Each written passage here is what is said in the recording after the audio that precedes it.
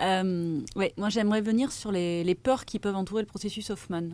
Alors la première peur en fait à laquelle moi j'ai dû faire face, c'était au niveau de mon entourage, parce qu'il s'agit d'une semaine où on est coupé du monde. Donc c'est-à-dire à un moment donné, je lâche le téléphone portable et j'ai pas de contact avec le monde pendant 8 jours. Et je dois dire que mes parents, entre autres, et mes proches, étaient un petit peu inquiets, considéraient, alors étant donné voilà, c'est un univers qu'ils ne connaissent pas du tout, ils considéraient que ça pouvait être une démarche un petit peu sectaire. Donc pas mal de peur autour de ça. Donc ils se sont renseignés sur Internet, etc. Je les ai rassurés aussi. Le site Internet, les témoignages sont là pour ça. Donc on est là pour témoigner. Non, ce n'est pas une secte. Et pourquoi c'est pas une secte? Alors pour plein de raisons évidemment. Mais d'abord et avant tout parce que le processus vise, moi il me semble, à l'autonomie. C'est-à-dire qu'on sort de là, enfin, c'est mon ressenti, plein et entier. Il n'y a pas une dépendance ou un encouragement à faire d'autres choses après. En fait, vous pouvez faire simplement le processus et puis c'est fini.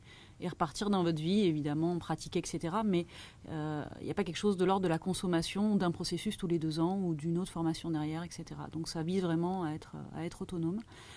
Et je pense que c'est important de rassurer là-dessus. Parce que voilà, ça peut faire partie des freins et c'est vraiment dommage de se couper de cette expérience à cause de ça. Et la deuxième chose au niveau des peurs, moi c'était la mienne et je pense que ça peut être le cas de pas mal de gens. C'est-à-dire qu'on vous dit, c'est un petit peu caché finalement le processus, on ne sait pas trop ce qui s'y passe, on ne connaît pas trop la méthodologie, on va travailler sur la relation avec les parents, etc. Quand on commence à lire le dossier sans rien dévoiler trop, on sait qu'à un moment donné, quelque chose sur le travail avec les parents et quelque part une mise en accusation des parents, dans tous les cas, quelque chose qu'on va creuser là-dessus. Moi, ma peur, c'était de me dire, ouais, mais moi, je m'entends bien avec mes parents et j'ai pas envie de saboter la relation que j'ai avec eux. Alors, il y a peut-être quelque chose à travailler, il y a peut-être quelque chose à nettoyer, mais je veux m'entendre bien avec eux. Enfin, ils sont importants pour moi. Je veux pas couper les ponts avec mes parents. Et c'est un processus profond. Et il y a des reportages à la télévision où on se rend compte qu'on est aussi manipulable. Et donc, il y avait une part de moi qui avait peur aussi de me dire, mais peut-être que j'aurais pu regarder mes parents avec le même regard. C'est le cas. On le regarde avec un regard encore plus amoureux, entre guillemets, qu'avant.